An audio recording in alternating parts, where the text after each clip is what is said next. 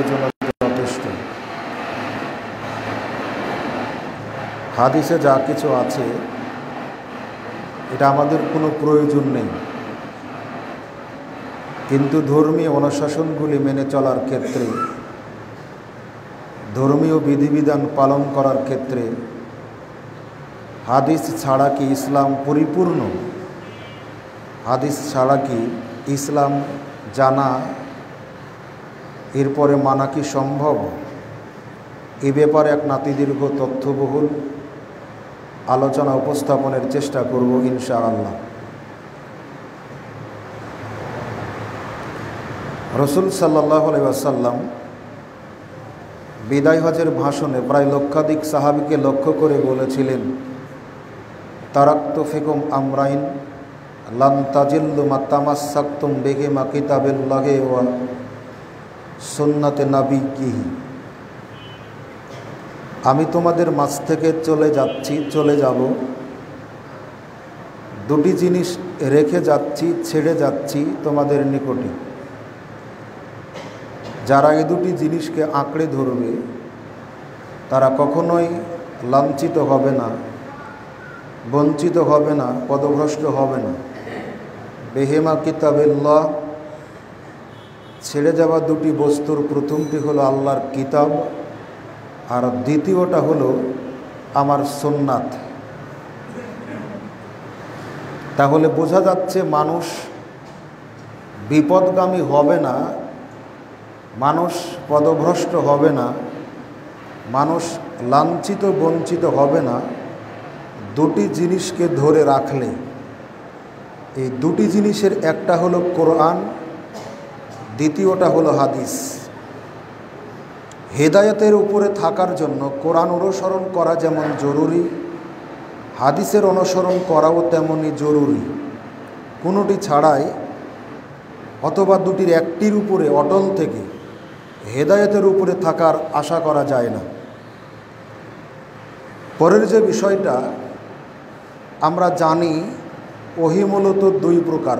একটা হলো ওহী মাতলুবুন, যা তেলাওয়াত করা হয়, অর্থাৎ আল কুরআনুল কারীম। ওহী গায়রে মাতলুবুন, যা তেলাওয়াত করা হয় না, অর্থাৎ রাসূল সাল্লাল্লাহু আলাইহি ওয়াসাল্লামের হাদিস। কোরআন যেমন আল্লাহর ওহী, হাদিসও তেমন আল্লাহর ওহী। এ ব্যাপারে আল্লাহ রাসূল সাল্লাল্লাহু আলাইহি ওয়াসাল্লামকে অনুসরণের ব্যাপারে আল্লাহ রাব্বুল আলামিন বলছেন, ওয়ামা ইয়ানতিকু আনিল হাওয়া ইন হুয়া ইল্লা ওয়াহয়ুন ইউহা। নবী নিজের থেকে বানিয়ে কোনো কথা বলেন না, তিনি যেটা বলেন সেটা আল্লাহর ওহী। কোরআনুল কারীমের ভাষা দুটি আল্লাহর, কিন্তু হাদিসের ভাবটা আল্লাহর, ভাষাটা রাসূল সাল্লাল্লাহু আলাইহি ওয়াসাল্লামের। তবে দুইটাই ওহী। কোরআনের প্রতি যেমন বিশ্বাস স্থাপন করা, আমল করা আবশ্যক, হাদিসের প্রতিও তেমন বিশ্বাস করা, আমল করা আবশ্যক। দুটি আল্লাহর পক্ষ থেকে নাজিলকৃত। আল্লাহ রাব্বুল আলামিন বলছেন, ওয়া আনজালাল্লাহু আলাইকাল কিতাবা ওয়াল হিকমাতা ওয়া আল্লামাকা মা লাম তাকুন তা'লাম। আমি আপনার প্রতি অবতীর্ণ করেছি কোরআনুল কারীম এবং হিকমাত। কোরআনুল কারীমের ব্যাপারে সরাসরি এসেছে, পাশাপাশি হিকমাত যেটা নাজিল করা হয়েছে, হিকমা বলে যেটা বোঝানো হয়েছে, সেটাই হলো হাদিস। অর্থাৎ আল্লাহ বোঝাতে চাচ্ছেন, আমি আপনার প্রতি নাজিল করেছি কোরআন এবং হাদিস।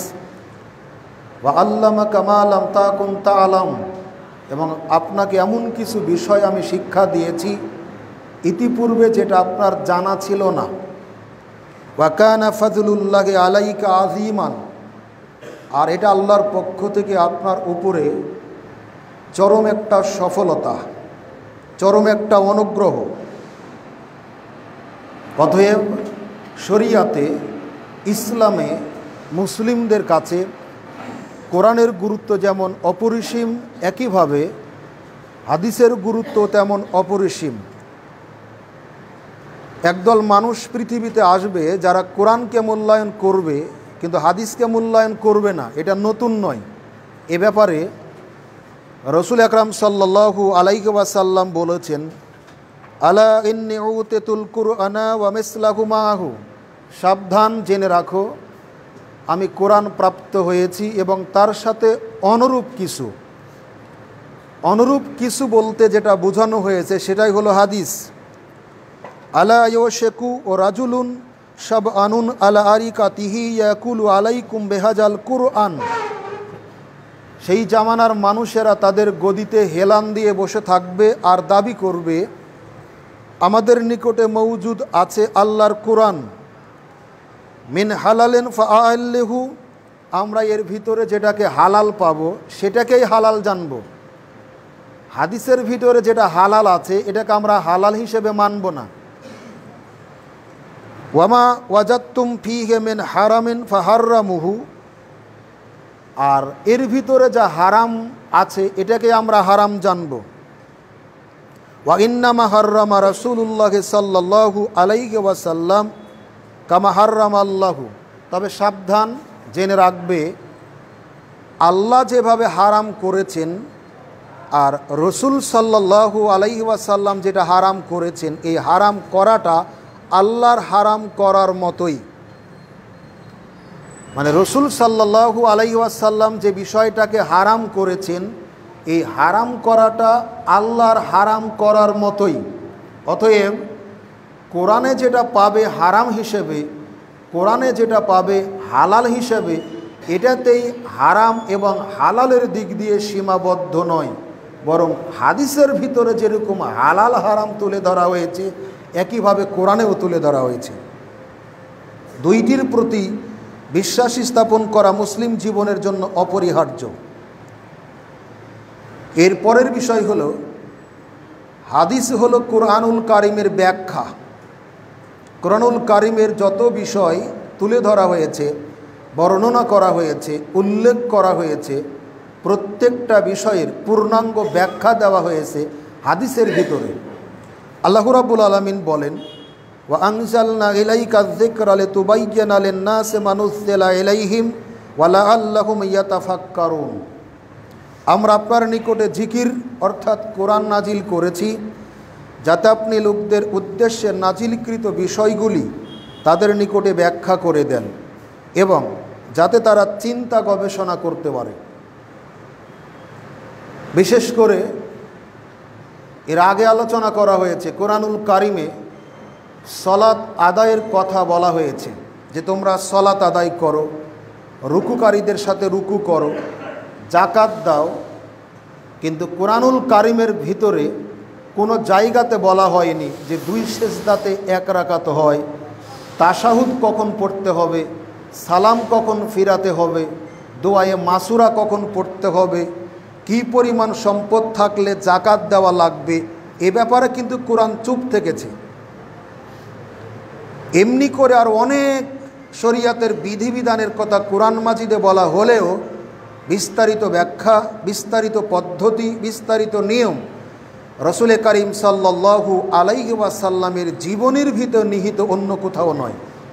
এই জন্য হাদিস হলো কোরআনুল কারিমের ব্যাখ্যা স্বরূপ।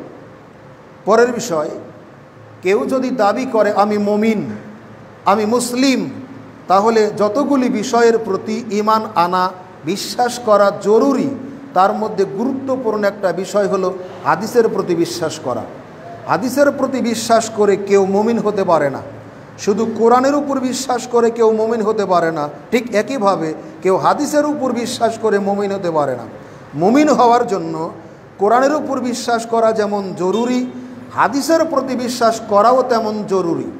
আল্লাহ রাব্বুল আলামিন বলছেন, ফালা ওয়া রাব্বুকা লা ইউমিনুনা হাত্তা ইউহাক্কিমুকা ফিমা শাজারা বাইনাহুম সুম্মা লা ইয়াজিদু ফি আনফুসিহিম হারাজাম মিম্মা কাযাইতা ওয়া ইউসাল্লিমু তাসলিমা। আপনার প্রতিপালকের শপথ, তারা কখনোই মুমিন হতে পারবে না যতক্ষণ না তারা তাদের বিবাদীয় বিষয়সমূহে আপনাকেই একমাত্র সমাধানকারী হিসেবে গ্রহণ না করবে।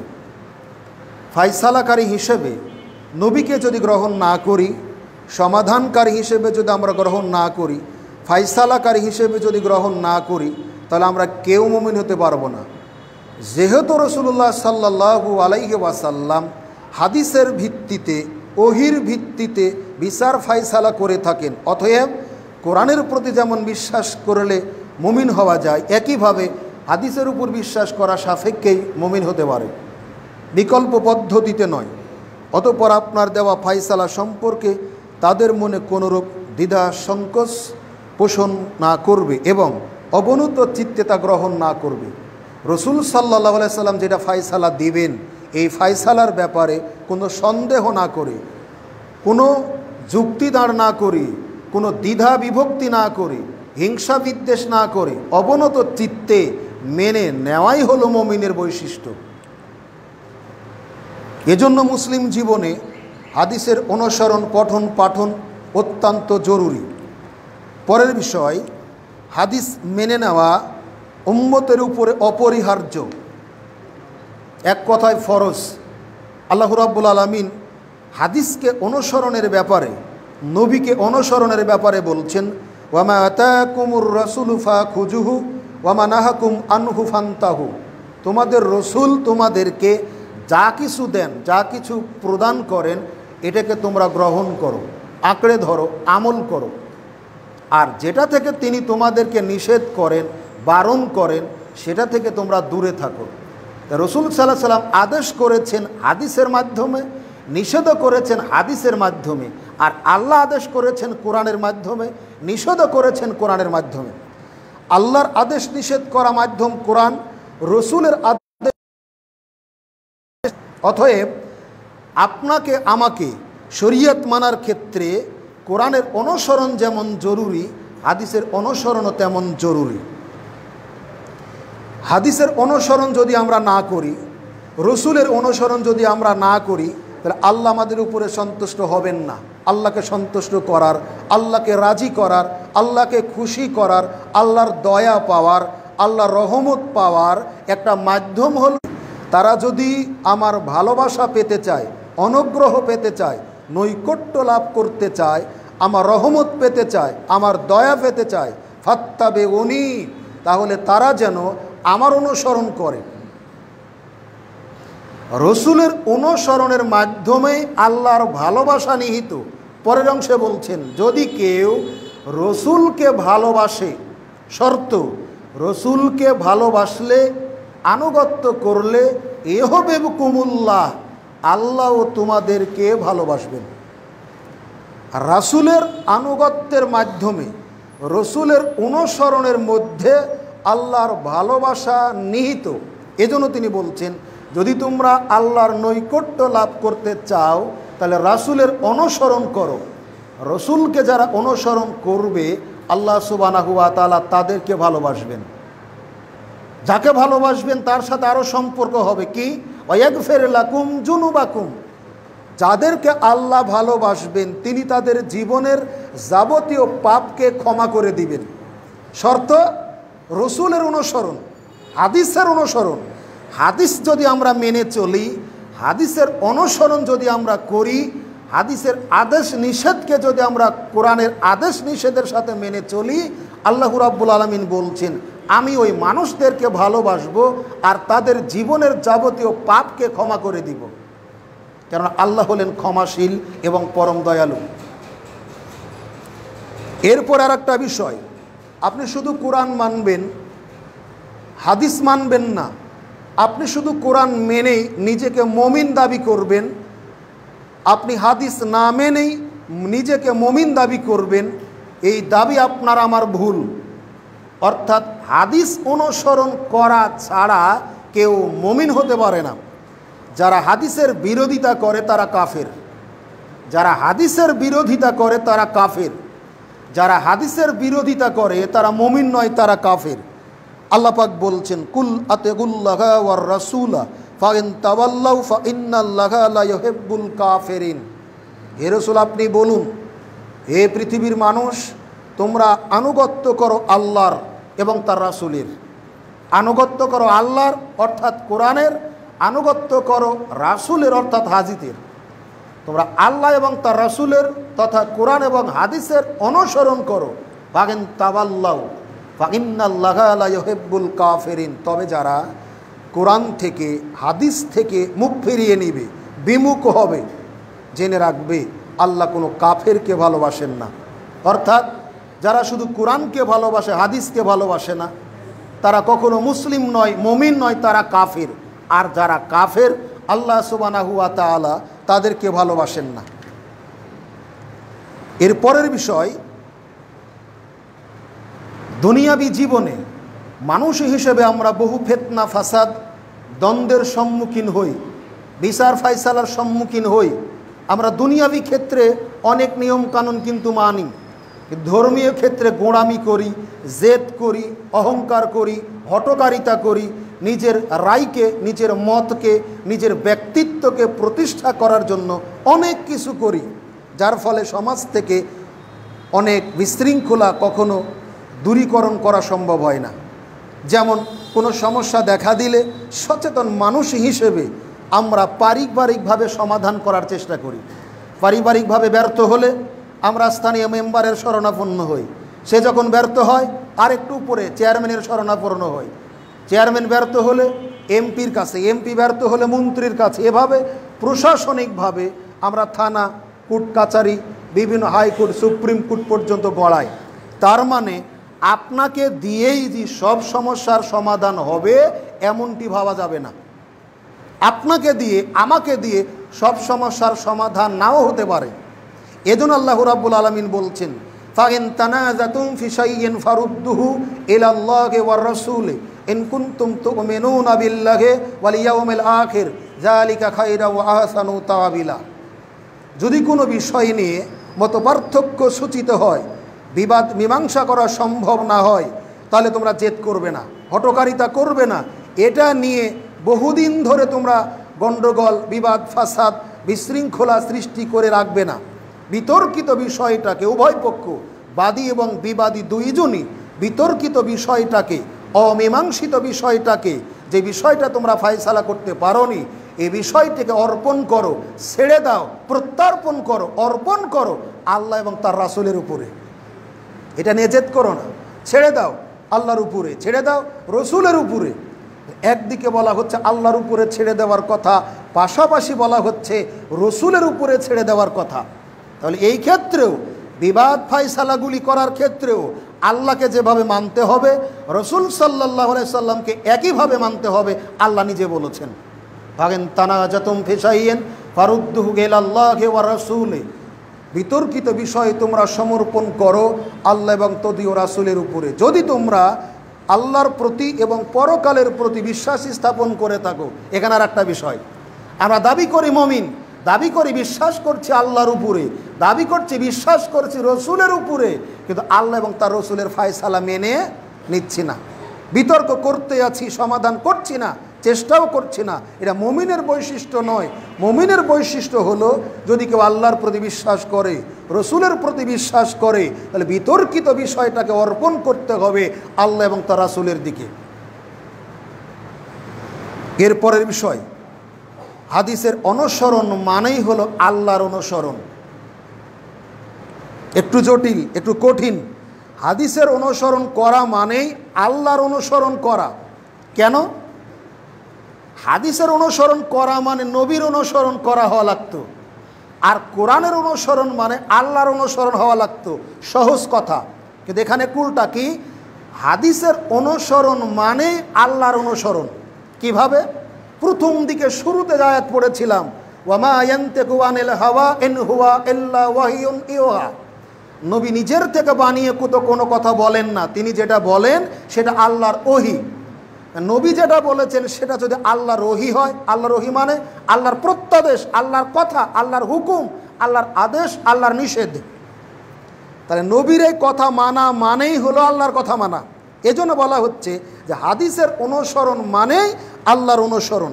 আল্লাহ রাব্বুল আলামিন বলছেন, ওয়া মাইয়াসিল্লাহা ওয়া রাসূলাহু ফাইন্না লাহু নারান জাহান্নামা খালিদিনা ফিহা আবাদান। যে ব্যক্তি আল্লাহ ও তার রাসূলের নাফরমানি করলো, যে ব্যক্তি নাফরমানি করে আল্লাহর, যে ব্যক্তি নাফরমানি করে তার রাসূলের, তার জন্য জাহান্নাম নির্ধারিত। আল্লাহর নাফরমানি করলে, আল্লাহকে না মানলে যেমন জাহান্নামে যাওয়া লাগবে, রাসূলকেও যদি না মানে তাহলে তাকেও তেমন জাহান্নামে যাওয়া লাগবে। তাহলে আল্লাহকে মানা যেমন ফরজ, রাসূল সাল্লাল্লাহু আলাইহি সাল্লামকে মানাও তেমন ফরজ।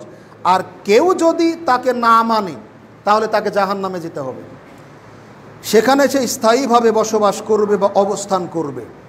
আগের যে কথাটা বলছিলাম, হাদিসের অনুসরণ অর্থই হলো আল্লাহর অনুসরণ। এ ব্যাপারে আল্লাহ রাব্বুল আলামিন বলছেন, ওয়া মাইয়ুতির রাসূলা ফাকাদ আতা আল্লাহ, যে ব্যক্তি রাসূলের আনুগত্য করলো সে যেন আমি আল্লাহ আমারই আনুগত্য করলো। যে ব্যক্তি রাসূল সাল্লাল্লাহু আলাইহি সাল্লামের আনুগত্য করলো সে যেন মূলত আমারই আনুগত্য করলো। ওয়ামান তাওয়াল্লাউ ফামা আরসালনাকা আলাইহিম হাফিজান, এরপর তিনি বলছেন, আর যে ব্যক্তি মুখ ফিরিয়ে নিল আমরা তাদের উপরে আপনাকে পাহারাদার হিসেবে প্রেরণ করিনি। তার মানে জবরদস্তি করে কার উপরে ইসলামের বিধিবিধান প্রয়োগ করার জন্য, চাপিয়ে দেওয়ার জন্য আমাকে আপনাকে কাউকে, কোনো নবী রাসূলকে পর্যন্ত পৃথিবীতে পাঠানো হয়নি। শুধু দাওয়াত দেওয়ার জন্য পাঠানো হয়েছে। গ্রহণ করা না করা এটা মানুষের বিবেকের একান্ত দাবি। কেউ যদি মেনে নেয় তার ইহকাল ভালো হবে, পরকাল ভালো হবে। আর কেউ যদি মেনে না নেয় তাহলে তার ইহকালেও লাঞ্ছনা, পারলৌকিক জীবনেও লাঞ্ছনা। এরপরের যে বিষয়, কেউ যদি হাদিসের বিরোধিতা করে তাহলে আল্লাহ রাব্বুল আলামিন বলছেন, কেউ যদি হাদিসের বিরোধিতা করে তাহলে এই লোকটা দুনিয়াতে বিপদের সম্মুখীন হবে, পরকালেও বিপদের সম্মুখীন হবে। কোনো দিন এভাবে ভাবেননি। আল্লাহ রাব্বুল আলামিন বলছেন, ফালিয়াহযারিল্লাযিনা ইউখালিফুনা আন আমরিহি আন তুসিবাহুম ফিতনাতুন আও ইউসিবুহুম আযাবুন আলীম, যারা রাসূলের আদেশ নিষেধের বিরোধিতা করে তারা যেন এ বিষয়ে ভয় করে যে তাদেরকে দুনিয়াবী জীবনে গ্রেপ্তার করবে নানাবিধ ফিতনা এবং পরকালীন জীবনে গ্রেপ্তার করবে মর্মান্তিক আযাব। সূরা নূর 63 আয়াত। তাহলে হাদিস যদি কেউ না মানে তাহলে এই লোকটা দুনিয়াতেও ফিতনা ফাসাদের বিপদের সম্মুখীন হবে, পরকালেও বিপদের সম্মুখীন হবে। আজকে দেখেন, সবার জানা, বিদেশের খবর নয়, বাদই দিলাম, ইসলাম হলো শান্তির ধর্ম। আর এই শান্তির ধর্ম যারা মেনে চলে তারা হলো মুসলিম। পৃথিবীর কথা বাদই দিলাম, দেশের অন্যান্য জেলার কথাও বাদই দিলাম, আমি আপনি যেই জেলাতে বসবাস করি, দেখেন মানুষের জন্ম হওয়া থেকে শুরু করে মরে যাওয়া পর্যন্ত ধর্মীয় প্রত্যেকটা কৃষ্টি কালচারে আমাদের মধ্যে ফিতনা। কিভাবে? যেদিন জন্মগ্রহণ করলো তখনই শুরু হলো ডান কানে আজান, বাম কানে ইকামত। একদল বলছে না চলবে না, আজানও লাগবে না, ইকামতও লাগবে না। কেউ বলছে ছেলে হলে আজান, মেয়ে হলে ইকামত। বলছে ডান কানে আজান, বাম কানে ইকামত। কেউ বলছে কিছু লাগবে না। শুরু হলো এরপর আকিকা। কেউ বলছে 7 দিনের পরে করলে হবে না, কেউ বলছে 14 দিনে, 21 দিনে, 41 দিনে, জীবনে একবার করলেও চলবে। এই যে হওয়া থেকে গন্ডগোল শুরু হলো, আর মরে গেলে কি হয় এটা তো আমার সাথে আপনারাই ভালো জানেন। এই যে হওয়ার থেকে ফিতনা ফাসাদ শুরু আর মৃত্যু পর্যন্ত ফিতনার অবসান আজও হয়নি। একটাই কারণ যে মানুষ হাদিসের অনুসরণ করে না। যেই এলাকাতে যেই হুজুরের দাপট বেশি সেই এলাকাতে সেই হুজুরের অনুযায়ী চলে এলাকা। এজন্য কোরআন হাদিস মাঠে মার খেয়ে যাচ্ছে। মানুষ যদি কোরআন হাদিস মুখী হতো তাহলে 7 দিনে আকিকা না 14 দিনে আকিকা ফায়সালা হয়ে যেত। মানুষ যদি নিরপেক্ষভাবে কোরআন এবং সহিহ হাদিসের অনুসরণ করত তাহলে মানুষের ডান কানে আজান না বাম দিকে ইকামাত। আপনার আমার বয়স ইসলাম এসে 1500 বছর হচ্ছে, আজের সমাধান হয়নি শুধু জেদের কারণে। এমনি করে প্রত্যেকটা বিষয় আল্লাহ রাব্বুল আলামিনের পক্ষ থেকে নাজিলকৃত গজব আমাদের উপরে, কারণ আমরা হাদিসের অনুসরণ যথার্থভাবে করি না। সুবিধা যেখানে আমার আপনার সেখানে করি। যেমন নতুনই আছে, এখনো দেখেন রমজানের আমার ফেতরা দিলাম, সরকারকে অন্য ক্ষেত্রে মানি না, কিন্তু যখনই সরকার বললো 70 টাকা করে ফেতরা, তখন কি আওয়ামী লীগ, কি বিএনপি, কি জামাত, কি আহলে হাদিস, কোথায় দাড়িওয়ালা টুপিওয়ালা হাজি সাহেব সবাই একমত। তখন বলতেছে সরকারের আইন না মানলে কেমন হয়, মানে টাকা কম লাগতেছে এই জন্য সুবিধা। আর 70 টাকাটা সরকারের আইন খুব পছন্দ, আর অন্য সব আইন অমান্য করে চলে। আর যদি কোরআন হাদিসের আইন মানে তাহলে 2.5 কেজি করে চাউল দেওয়া লাগবে, এটা পুরোটাই বুঝতে পেরেছে। এজন্য সরকারের এটা মানে এটাতে সুবিধা আছে। এজন্য আল্লাহ পাক বলছেন, ঠিক এমনি করে বহু সমাজে, এই সমাজে ছিল আপনার টাকা দিয়ে ফেতরা। এটা আমরা জোর করে বলতে পারি, আমাদের প্রচেষ্টা আর আল্লাহর কবুলিয়াতের কারণেই সমাজ থেকে এটা চলে গেছে। এটা আমাদের দাবি, আপনি দাবি করতে পারবেন না। আপনি সব জায়গাতে বিরোধিতা করেছেন, বহু কষ্ট লাগে। ঈদগাতে যখন আমরা প্রথম মহিলা তুললাম, সুস্পষ্ট হাদিস, যেই সমস্ত মহিলারা মাসিক আলা ঋতুস্রাব হয়েছে, এই মহিলারাও মাসিক অবস্থাতে ঈদগার মাঠে যাবে, স্পষ্ট হাদিস। অথচ এই মৌলবীরা ফতুয়া দিয়ে মা বোনদেরকে ঈদগাহ থেকে যাওয়া বঞ্চিত রেখেছিল, স্পষ্ট হাদিস। যারা প্রাপ্তবয়স্ক মহিলা তারা বড় চাদর গায়ে দিয়ে যাবে। গরিব মহিলা সাহাবীর অভিযোগ করল আল্লাহর নবী, যাদের বড় চাদর নেই, ওড়না নেই, তারা কি করবে? রসুল আকরাম সাল্লাল্লাহু আলাইহি সাল্লাম বলছেন, সে তার বান্ধবীর চাদর ধার নিয়ে ঈদগাতে যাবে। এই স্পষ্ট হাদিসগুলি থাকার পরেও মা বোনদেরকে আপনারা ঈদগাতে নিয়ে যাননি। যখন আমরা ফতোয়া দিয়েছি, এমন কুরসিপূর্ণ কথা আপনারা বলেছেন, এত খারাপ ভাষা আপনারা প্রয়োগ করেছেন যেটা কোনো মানুষ প্রয়োগ করতে পারে না। এমনভাবে বলেছে যে গরু ছাগল গরম হলে যেমন ষাঁড়ের কাছে নিয়ে যায়, ওরা বউ বেটিকে ওইভাবে নিয়ে যাচ্ছে ঈদগাতে। আমরা বদদোয়া করিনি, দোয়া করেছি তাদের জন্য, তাদের দোয়া কবুলের একটা ফসল। আজকে ঈদগাহ আমাদের বউ, আমাদের মা যাওয়ার আগে তাদের বউ বেটি গিয়ে ভরে যায়, আলহামদুলিল্লাহ। এরকম জীবনের প্রত্যেকটা ক্ষেত্রে কোরআন এবং সহিহ হাদিসের অনুসরণ করুন, পৃথিবীতে শান্তি নেমে আসতে বাধ্য, আল্লাহ দিবেন ইনশাআল্লাহ। কিন্তু আমরা বিরোধিতা করে না মেনে কখনো পৃথিবীতে শান্তি আসতে পারে না। চলুন পরের অংশে আগায়। রসুল সাল্লাল্লাহু আলাইহি ওয়াসাল্লামের হাদিসের অনুসরণ যারা করবে না তারা মুনাফিক। মুনাফিকদের চেনার এটাও একটা লক্ষণ। এর আগে হাদিসে পড়েছিলেন, আপনাদের বলেছিলাম, যার ভিতরে 4টি খাসলত থাকবে, ত্রুটি থাকবে, সে খাঁটি মুনাফিক। 1 নম্বর হলো কথা বললে মিথ্যা বলবে, 2 নম্বর ওয়াদা করলে ভঙ্গ করবে, 3 নম্বর হলো আমানত রাখলে খেয়ানত করবে, 4 নম্বর হলো ঝগড়া লাগলে অশ্লীল বলবে। এবার আল্লাহ বলছেন 5ম নম্বর বৈশিষ্ট্য, আর একটা বৈশিষ্ট্য আছে কি? তিনি বলছেন, ওয়া ইযা কিলা লাহুম তাআলাউ ইলা মা আনজালাল্লাহু ওয়া ইলার রাসূলি রাআইতাল মুনাফিকিনা ইয়াসুদ্দুনা আনকা সুদুদান। যখন তাদেরকে বলা হয় আসো এমন একটা কালেমার দিকে যেটা আল্লাহ নাজিল করেছেন, এটাতে কারো দ্বিমত করার কথা না। আল্লাহ কি নাজিল করেছেন? কোরআন এবং হাদিস। আসো তোমরা কোরআনের দিকে, আসো তোমরা হাদিসের দিকে। কোরআন হাদিস, আওয়ামী লীগ, বিএনপি, জামাত, জাতীয়, জাসদ, বাসদ, কমিউনিস্ট, আহলাদিস, হানাফি, শাফি, মালিকি, হাম্বলি, চিশতি, আটরশি, সাতরশি, সবার জন্য সমান। শুধু মুসলিমদের জন্যই না, পৃথিবীতে যত জাতি উপজাতি আছে, মানুষ আছে, জিন আছে, সবার জন্য কল্যাণকর, সবার জন্য মঙ্গলকর। এই জন্য আল্লাহ বলছেন, যখন তাদেরকে বলা হয় এসো, আল্লাহ তার রাসূলের উপরে যেটা নাজিল করেছেন তার উপরে, রাআইতাল মুনাফিকিনা ইয়াসুদ্দুনা আনকা সুদুদান, তখন তুমি দেখবে হে রাসূল, যারা মুনাফিক তাদের চরিত্র হলো ওরা তো ওর দিকে যাবেই না, মানুষদেরকেও বাধা দিবে, তোমরা ওই দিকে যেও না। চরিত্র মুনাফিকদের কি তা সেটা মানুষদেরকে কোরআন হাদিসের পথে যাওয়ার দিক থেকে বাধা দেওয়া। সূরা নিসা 61 নম্বর আয়াত। এজন্য কোরআনের অনুসরণ যেমন জরুরি, হাদিসের অনুসরণ করাও তেমনি জরুরি। সম্মানিত উপস্থিতি, রসুল সাল্লাল্লাহু আলাইহি ওয়াসাল্লাম এর হাদিসের উপরে বিশ্বাস রাখা না রাখা মুমিন এবং কাফেরের মধ্যে মৌলিক একটা পার্থক্য। কেউ যদি রসুলের হাদিসের উপরে বিশ্বাস করে তাহলে সে মুমিন, আর কেউ যদি রসুলের হাদিসের উপরে বিশ্বাস না করে তাহলে সে হলো কাফের। এ ব্যাপারে রাসূলুল্লাহ সাল্লাল্লাহু আলাইহি ওয়াসাল্লাম বলছেন, ফামান আতা মুহাম্মাদান ফাকাদ আতা আল্লাহ। যে ব্যক্তি মুহাম্মদ সাল্লাল্লাহু আলাইহি ওয়াসাল্লামের আনুগত্য করলো, তাকে মেনে চললো, সে যেন আল্লাহরই আনুগত্য করলো। ওয়ামান আসা মুহাম্মাদান ফাকাদ আসা আল্লাহ। যে ব্যক্তি মুহাম্মাদের বিরোধিতা করলো, নাফরমানি করলো, সে যেন মূলত আল্লাহরই নাফরমানি করলো। ওয়া মুহাম্মাদুন ফারকুন বাইনান নাসি।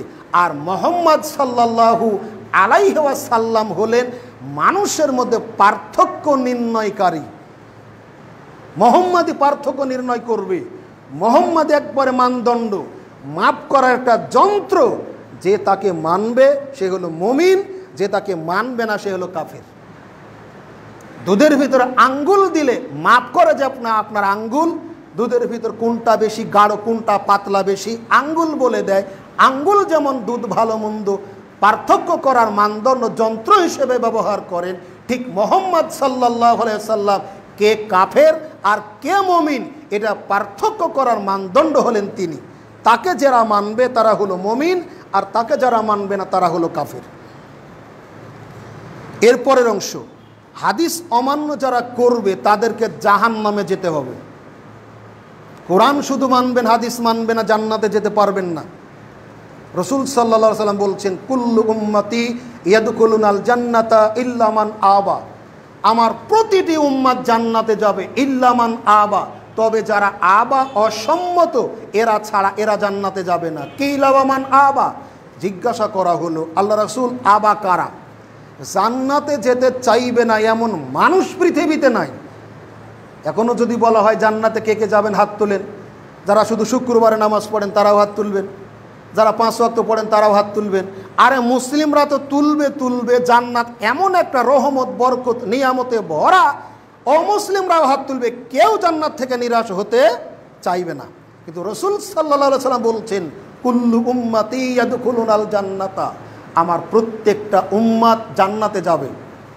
তার জান্নাতে যাওয়ার জন্য শর্ত হলো তার উম্মত হওয়া লাগবে। ইল্লা মান আবা, তবে যারা আবা তারা ছাড়া। জিজ্ঞাসা করা হলো আবা কারা, জান্নাতে যেতে চাচ্ছে না কারা?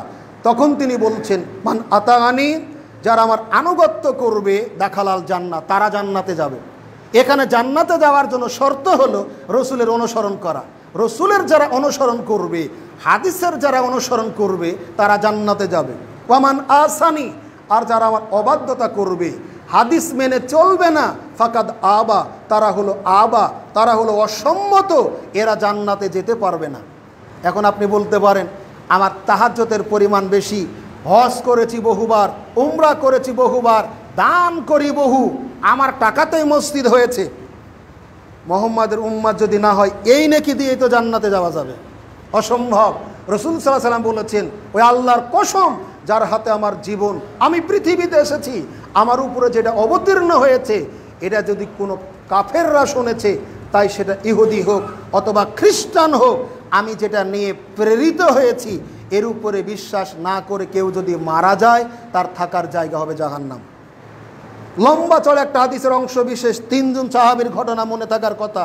এই হাদিসের শেষের দিকে তিনি একটা ছোট্ট বাক্য বলেছিলেন, ফামান রাগিবা আন সুন্নতি ফালাইসা মিন্নি, যে ব্যক্তি আমার সুন্নাতের প্রতি অবজ্ঞা করবে, অবহেলা করবে, নাফরমানি করবে, সে আমার উম্মত নয়। আর উম্মত না হয়ে জান্নাতে যাওয়া কোশ্চিন কালেও সম্ভব নয়। সম্মানিত উপস্থিতি, চলুন এরপরের যে বিষয়, হাদিসের দাম আরও কেন বেশি, এর কিছু কারণ গুরুত্বপূর্ণ। সেটা হলো হালাল আর হারামের বিধান প্রণয়নের ক্ষেত্রে হাদিসের জায়গা কোরআনের মতো, কিছু কিছু ক্ষেত্রে তার চাইতেও বেশি। কেমন? কোরআনুল কারিমে শিয়ালের গোশত খাওয়া হারাম, এটা কোরআনের কোনো জায়গায় লেখা নাই। বাঘের গোশত খাওয়া হারাম, এটা কোরআনের কোনো জায়গায় লেখা নাই। হিংস্র নখওয়ালা এবং দাঁতওয়ালা জন্তুর গোশত খাওয়া হারাম, এটা হাদিসের মধ্যে শুধু লেখা আছে। এখন যদি আপনি হাদিস না মানেন এখানে কি করবেন? পাশাপাশি আর একটা বিষয়, কোরআনুল কারিমে আল্লাহ সুবহানাহু ওয়া তাআলা কয়েক জায়গায় বলেছেন, ইন্নামা হাররামা আলাইকুমুল মাইতাতা ওয়া দাহমা ওয়া লাহমাল খিনজির, আল্লাহ রাব্বুল আলামিন হারাম করেছেন মরা গরু খাওয়া কি হালাল? ছাগল খাওয়া, হাঁস মুরগি মরে গেলে খান, কেন খান না? হারাম। কে বলেছেন? আল্লাহ। রক্ত হারাম, শুকুরের গোশত হারাম, তাহলে মরা খাওয়া কি? আল্লাহ পাক বলছেন মরা হলো হারাম, আল্লাহর কথা মরা হারাম। মাছ মরে গেলে খান না? এ মাছ মরা না, এটা খান কেন? দাবি করছেন শুধু কোরআন মানে, শুধু কোরআন যদি মানেন তাহলে আপনার মরা মাছ খাওয়া জায়েজ হবে না, হারাম হবে। কারণ কোরআনের কোনো জায়গাতে লেখা নাই মরা মাছ খাওয়া হালাল। লেখা আছে কোথায়? হাদিসের ভিতরে। হাদিস যেহেতু আমরা মানি, সে তো মরা মাছ খায়। যারা শুধু দাবি করে কোরআন মানে হাদিস মানি না, তাদের জন্য মরা মাছ খাওয়া জায়েজ নাই। টিট্টি পাখিরা মারা গেলে ও খাওয়া হালাল, এটা আপনার জন্য জায়েজ নয় যারা শুধু কোরআন মানে। রক্ত খাওয়া হারাম, আল্লাহ কোরআনে বলেছেন, কিন্তু কলিজা খান না, এটা রক্ত না। প্লিহা খান না, এটা রক্ত না। এই প্লিহা আর কলিজা, মাছ আর টিড্ডি, এই দুই জাতীয় জিনিস মারা গেলেও হালাল, হাদিসে লেখা আছে। আর কলিজা আর প্লিহা এ দুটা রক্ত হলেও এই দুটা যে হালাল এটাও হাদিসের ভিতরে আছে। এজন্য কোরআন শুধু যদি মানেন, হাদিস যদি না মানেন, আপনার জন্য ইসলাম মানাটা, আমল করাটা কষ্টকর হবে। কষ্টকরই শুধু না, পারবেনই না, জটিলের ভিতরে পড়বেন। চলুন পরের বিষয়। একমাত্র হাদিস যে কোরআনের ব্যাখ্যাকারী এটাই নয়, অনেক ক্ষেত্রে কোরআনের চাইতে হাদিস দুই এক ধাপ এগিয়ে। কথাটা একটু মানে এমনভাবে বলা হলো সাধারণ মানুষের জন্য বোঝা কঠিন। সহজ করে দেখেন যে রাসূল সাল্লাল্লাহু আলাইহি সাল্লামের উপরে 5 ওয়াক্ত সালাত নামাজ ফরজ হয়েছে মিরাজে, তো তাই কি না? মিরাজ হয়েছে হিজরতের আগে।